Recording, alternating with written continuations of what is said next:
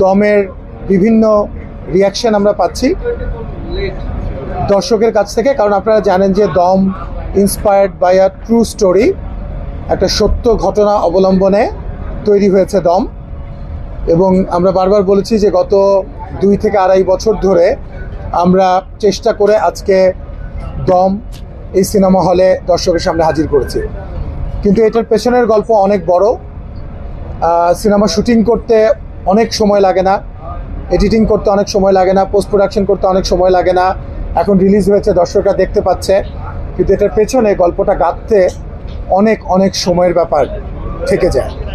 Specially এই দম সিনেমাটার জন্য, যেহেতু এটা একটা সত্য ঘটনা অবলম্বনে এবং যার সত্য ঘটনা, যার জীবনে এত বড় ঘটনা ঘটে গিয়েছিল এবং যেটা আপনারা জানেন 2008 সালে প্রথম আলোতে প্রথম প্রকাশিত হয়েছিল এই ঘটনাটা, সেখান থেকেই সেই ঘটনাটাকে নিয়ে, সেই ঘটনা অবলম্বনেই কিন্তু আজকে 2026-এ এসে আমরা দম সিনেমা রিলিজ করেছি।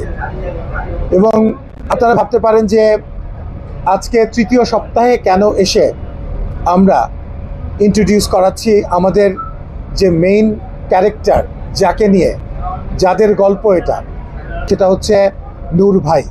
আপনারা জানেন যে আমাদের সিনেমার মেইন ক্যারেক্টার নূর আমার পাশে বসে আছে, আফরান নিশো, এবং আরেকজন ক্যারেক্টার রানী, আপনারা দেখতে পাচ্ছেন পূজাচেরি বসে আছে।